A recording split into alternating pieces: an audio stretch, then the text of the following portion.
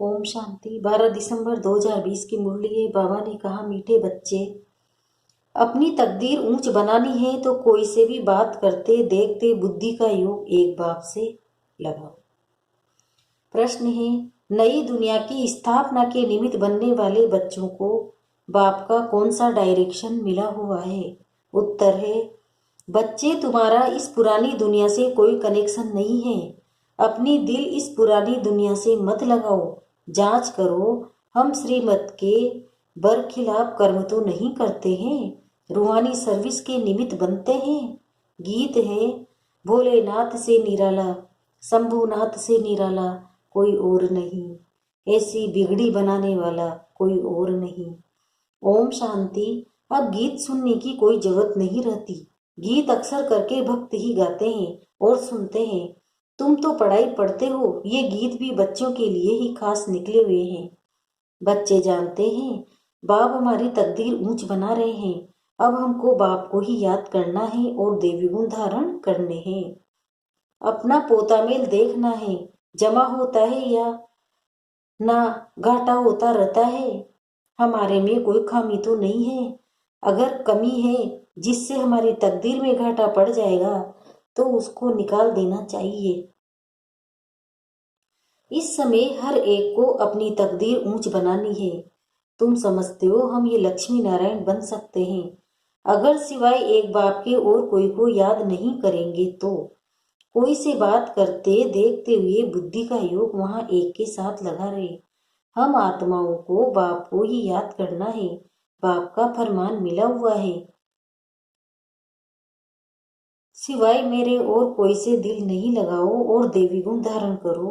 बाप समझाते हैं, तुम्हारे अभी 84 जन्म पूरे हुए, अब फिर तुम जाकर पहला नंबर लो राजाई में। ऐसा न हो राजाई से गिरकर प्रजा में चले जाओ, प्रजा में भी नीचे चले जाओ। नहीं, अपनी जांच करते रहो। ये समझाने बाप बिगड़ तो और कोई दे न सके। बाप को टीचर को याद करने से डर रहेगा। ऐसा न हो हमको कोई सजा मिल जाए। भक्ति में भी समझते हैं पाप कर्म करने से हम सजा के भागी बन जाएंगे। बड़े बाबा के डायरेक्शन तो अभी ही मिलते हैं, जिसको श्रीमत कहते हैं। बच्चे जानते हैं कि श्रीमत से हम श्रेष्ठ बनते हैं। अपनी जांच करनी है, कहाँ कहाँ हम श्रीमत के बरखिलाफ तो कुछ करते नहीं है। जो बात अच्छी न लगे वो करनी नहीं चाहिए। अच्छे बुरे को तो अब समझते हो, आगे नहीं समझते थे। अभी तुम ऐसे कर्म सीखते हो जो फिर जन्म जन्मांतर कर्म अकर्म बन जाते हैं। इस समय तो सब में 5 भूत प्रवेश है। अब अच्छी रीति पुरुषार्थ कर कर्मातीत बनना है। देवी गुण भी धारण करने हैं। समय नाजुक होता जाता है, दुनिया बिगड़ती जाती है, दिन प्रतिदिन बिगड़ती हुई रहेगी। इस दुनिया से तुम्हारा जैसे कि कनेक्शन ही नहीं। तुम्हारा कनेक्शन है नई दुनिया से जो स्थापन हो रही है। तुम जानते हो हम निमित्त बनते हैं नई दुनिया स्थापन करने। तो जो एम ऑब्जेक्ट सामने हूँ उन जैसा बनना है। कोई भी आसुरी गुण अंदर न हो।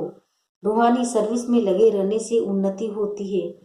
प्रदर्शनी, म्यूजियम आदि बनाते हैं, समझते हैं बहुत लोग आएंगे, उन्हों को बाप का परिचय देंगे, फिर वो भी बाप को याद करने लग पड़ेंगे। सारा दिन ये ख्यालात चलते रहे। सेंटर खोल, सर्विस को बढ़ाए, ये रतन सब तुम्हारे पास है। बाप देवी गुण भी धारण कराते हैं और खजाना देते हैं। तुम यहाँ बैठे हो, बुद्धि में है, सृष्टि के आदि मध्य अंत को जानते हैं, पवित्र भी रहते हैं। मनसा वाचा कर्मणा, कोई बुरा कर्म न हो, उसकी पूरी जांच करनी होती है। बाप आए हैं पतितों को पावन बनाने, उसके लिए युक्तियां भी बतलाते रहते हैं। उसमें ही रमण करते रहना। सेंटर खोल, बहुतों को निमंत्रण देना है, प्रेम से बैठ समझाना है। ये पुरानी दुनिया खत्म होनी है, पहले तो नई दुनिया की स्थापना बहुत जरूरी है। स्थापना होती है संगम पर। यह भी मनुष्य को पता नहीं है कि अब संगम युग है। ये भी समझना है नई दुनिया की स्थापना, पुरानी दुनिया का विनाश, उसका अब संगम है। नई दुनिया की स्थापना श्रीमत पर हो रही है। सिवाय बाप के और कोई नई दुनिया की स्थापना की मत देंगे नहीं। बाप ही आकर तुम बच्चों से नई दुनिया का उद्घाटन कराते हैं। अकेले तो नहीं करेंगे, सब बच्चों की मदद लेते हैं। वो लोग उद्घाटन करने के लिए मदद नहीं लेंगे, आकर कैंची से रिबन काटेंगे। यहाँ तो ये बात नहीं है। इसमें तुम ब्राह्मण कुलभूषण मददगार बनते हो।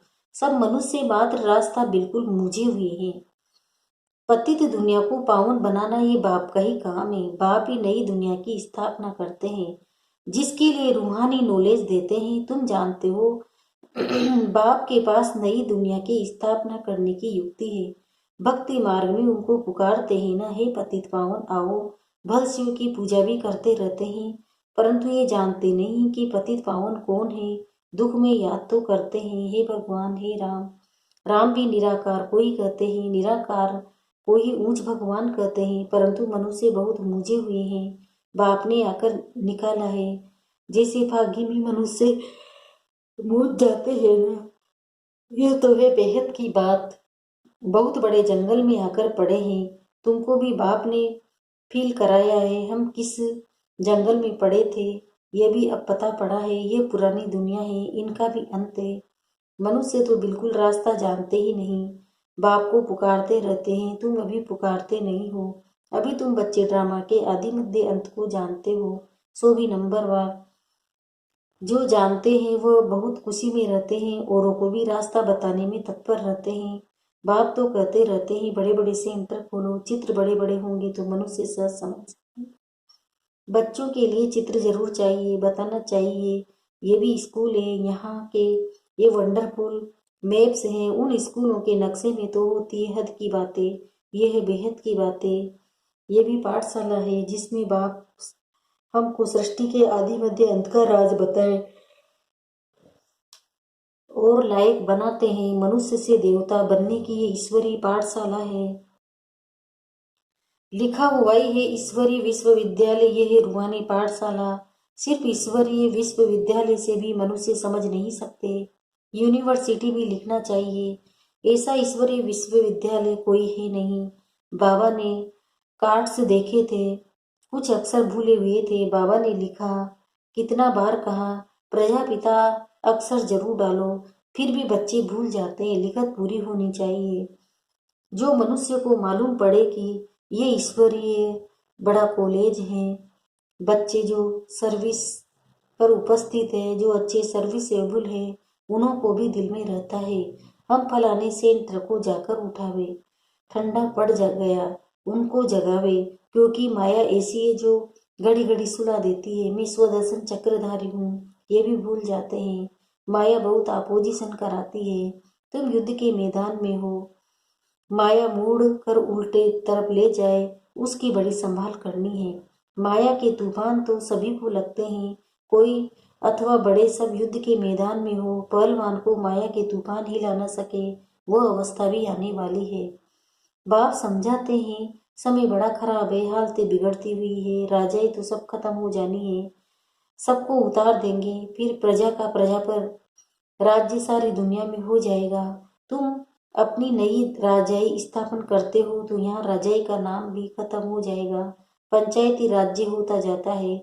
जब प्रजा का राज्य हो तब तो आपस में लड़े झगड़े, स्वराज्य अथवा राम राज्य को तो वास्तव में है नहीं, इसलिए सारी दुनिया में झगड़े होते रहते हैं। आजकल तो हंगामा सब जगह है। तुम जानते हो हम अपनी राजाई स्थापन कर रहे हैं।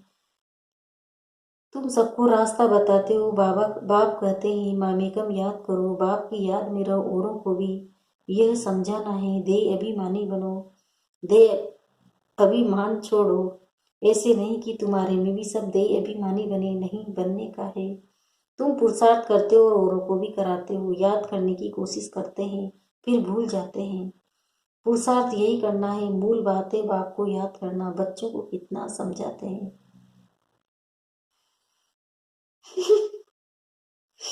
नॉलेज बहुत अच्छी मिलती है, मूल बात है पवित्र रहना।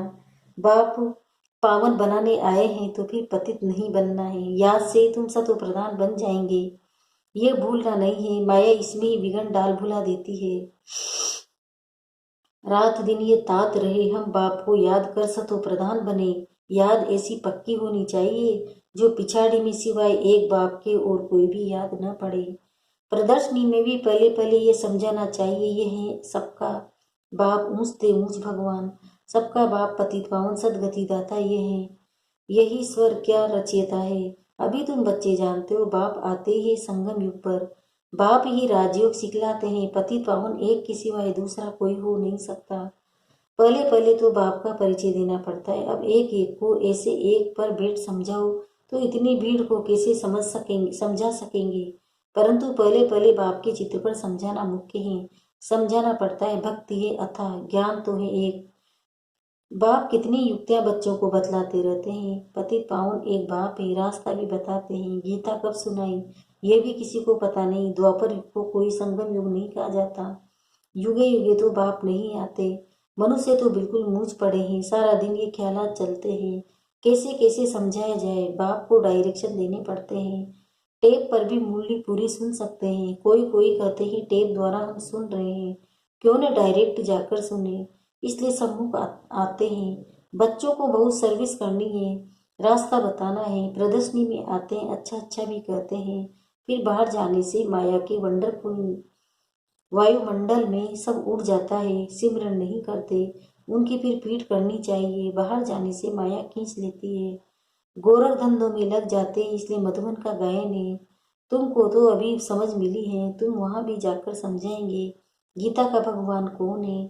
आगे तो तुम भी ऐसे ही जाकर माथा झुकाते थे, अभी तो तुम बिल्कुल बदल गए हो। भक्ति छोड़ दिए, तुम अभी मनुष्य से देवता बन रहे हो।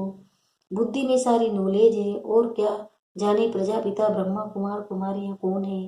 तुम समझाते हो, वास्तव में तुम भी प्रजापिता ब्रह्मा कुमार कुमारी हो। इस समय ही ब्रह्मा द्वारा स्थापना हो रही है। ब्राह्मण कुल भी जरूर चाहिए ना। संगम पर ही ब्राह्मण कुल होता है। आगे ब्राह्मणों की चोटी मशहूर थी। चोटी से या जनेऊ से पहचानते थे कि ये हिंदू है। अब तो वह निशानियां भी चली गई है। अभी तुम जानते हो हम ब्राह्मण हैं। ब्राह्मण बनने के बाद फिर देवता बन सकते हैं। ब्राह्मणों ने ही नई दुनिया स्थापन की है। योग बल से सतो प्रधान बन रहे हैं। अपनी जांच रखनी है, कोई भी आसुरी गुण न हो। नून पानी नहीं बनना है। ये तो यज्ञ है ना, यज्ञ से सबकी संभाल होती रहती है। यज्ञ में संभालने वाले दृष्टि भी रहते हैं। यज्ञ का मालिक तो है शिव बाबा।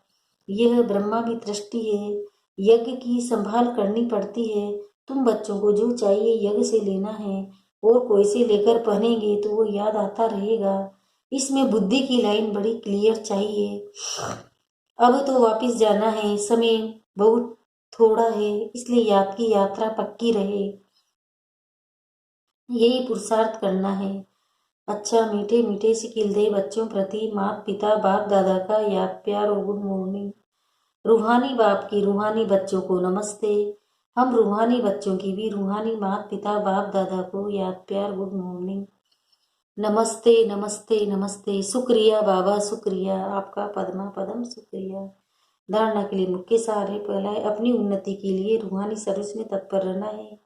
जो भी ज्ञान रतन मिले उन्हें धारण करके दूसरों को कराना है।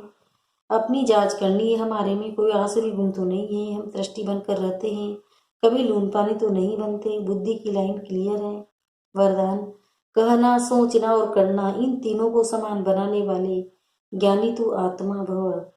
अभी वानप्रस्थ अवस्था में जाने का समय समीप आ रहा है। इसलिए कमजोरियों के मेरेपन को व व्यर्थ के खेल को समाप्त कर कहना सोचना और करना समान बनाओ। तब कहेंगे ज्ञान स्वरूप। जो ऐसे ज्ञान स्वरूप ज्ञानी तू आत्माएं हैं, उनका हर कर्म संस्कार गुण और कर्तव्य समर्थ बाप के समान होगा। वे कभी व्यर्थ के विचित्र खेल नहीं खेल सकते। सदा परमात्म मिलन के खेल में बिजी रहेंगे। एक बाप से मिलन बनाएंगे, औरों को बाप समान बनाएंगे। स्लोगन है, सेवाओं का उमंग छोटी छोटी बीमारियों को मर्ज कर देता है। इसलिए सेवा में सदा बिजी रहो। ओम